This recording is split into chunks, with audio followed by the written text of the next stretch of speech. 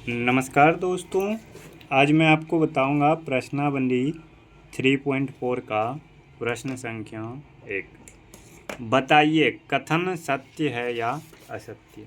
यानी आपको बताना है कि कथन जो है वो सत्य है या। प्रश्नावली कितने हैं? 3.4। देखिए एक नंबर में क्या कह रहा है ना, सभी आयत वर्ग होते हैं। देखिए मान लीजिए मैं आयत बनाया, तो आयत में क्या होता है, सामने का भुजा बराबर होता है, ठीक है।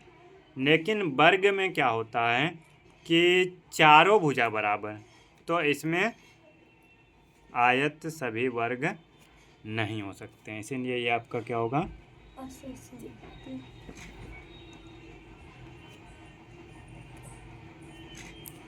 सभी पतंग समचतुर्भुज होता है, ठीक है। अच्छा सॉरी, बी नंबर इधर है, ठीक है।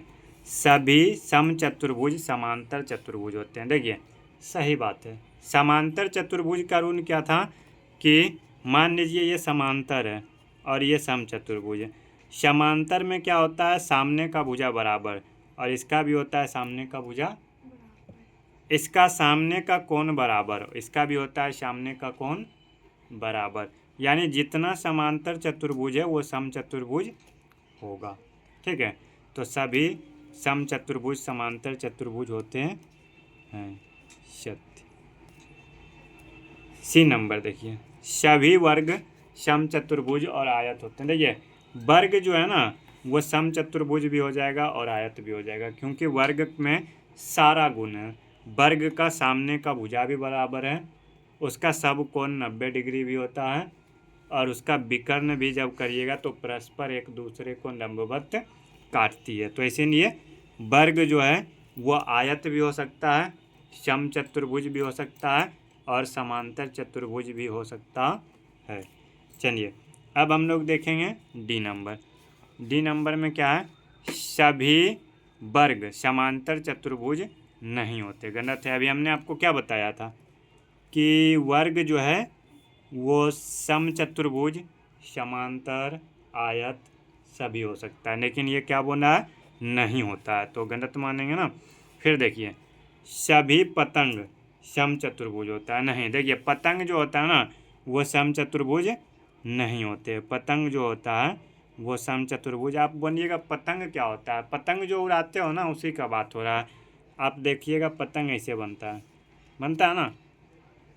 तो पतंग में जो है यानी ज़रूरी नहीं है कि उसका सब कोण आपस का सामने का बराबर हो।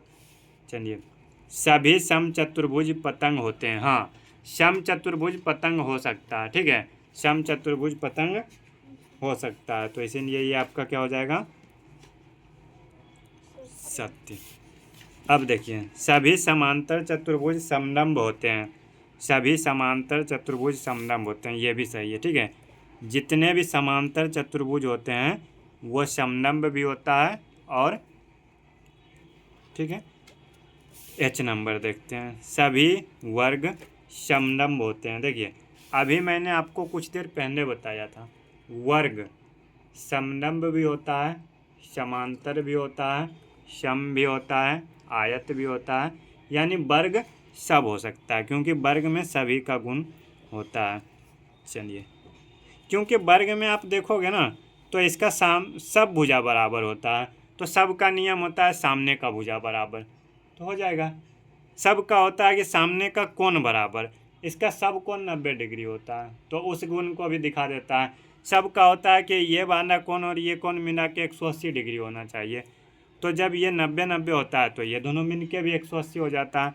कुछ का होता है कि जब इसको क्रॉस करेंगे तो ये लंबवत होगा, तो जब ये 90-90 यानी 45-45 होता है तो ये भी इसका 90 हो जाता है। इसीलिए वर्ग में सभी चतुर्भुज के गुण लगभग मौजूद होते हैं, इसीलिए वर्ग का सब हो सकता है। चलिए आई नंबर का देख लेते हैं। नहीं आई नंबर है नहीं है, एच नंबर तक है। तो आपका प्रश्न संख्या 1 का 8 गो था, जिसमें कि B C F G H 5 गो सत्य आया, 3 गो असत्य आया। तो इस प्रकार से आपका प्रश्न संख्या 1 कंप्लीट हो चुकी है। चलिए मिलेंगे आपसे नेक्स्ट वीडियो में। धन्यवाद। जय हिंद।